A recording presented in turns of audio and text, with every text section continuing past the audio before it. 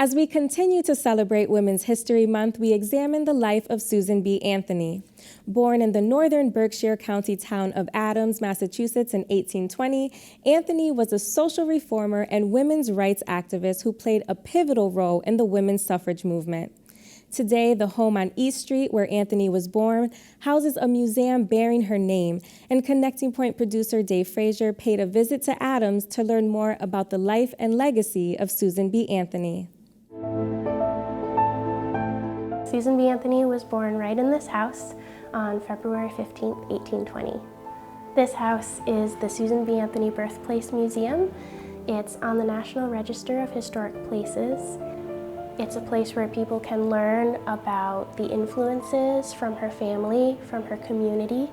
They can sort of walk through the chronology of her life. They can learn about her career. They can see everything she was involved in and just sort of get a snapshot of Adams in the early 1800s.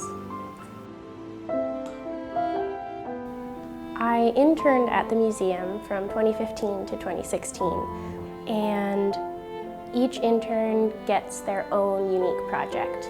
And I have a background in fashion history and women's history, so my project was to recreate one of Susan's black dresses.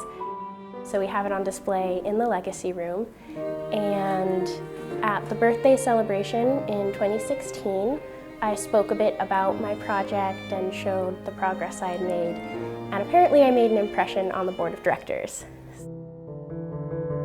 Susan B. Anthony was an all-around reformer and activist, and she spent her childhood really observing what her parents did to set examples, taking care of those who are less fortunate, seeking out injustices, fighting against oppression. And she was also just always inquisitive, always intelligent. She started learning to read and write when she was 3 years old. She started teaching when she was 17, and while she was working in schools, she saw the effects that liquor consumption could have on families, and the effects of abuse of a drunk father on children.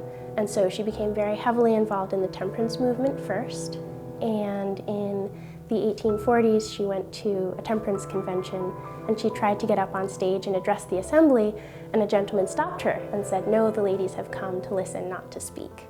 And that was one of those moments when she started turning her attention to women's rights.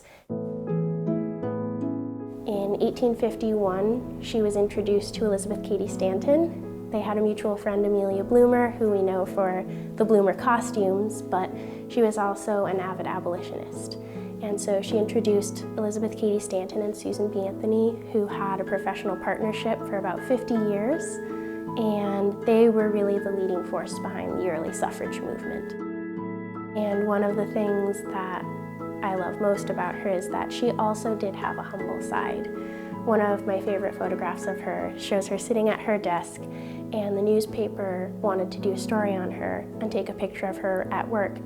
And she only agreed to take the photograph on the condition that she could line up portraits of all of her colleagues along her desk, because it wasn't just her. It wasn't just her movement. It was for all women. And so she's just become this huge, larger-than-life icon for women's rights. She died in March of 1906, a month after her 86th birthday, and there are some great quotes sort of from her final moments, just about how she'd spent most of her life fighting for women to get the right to vote, and she didn't see it come to fruition. But it was another 14 years before the amendment passed, and it's known as the Susan B. Anthony Amendment because of the way she devoted her life to it and all of the big steps forward she made for women's rights over the years.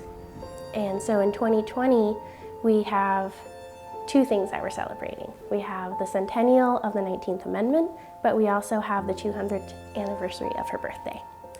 So we get to thank her for all of the work that she did to pave the way for women today.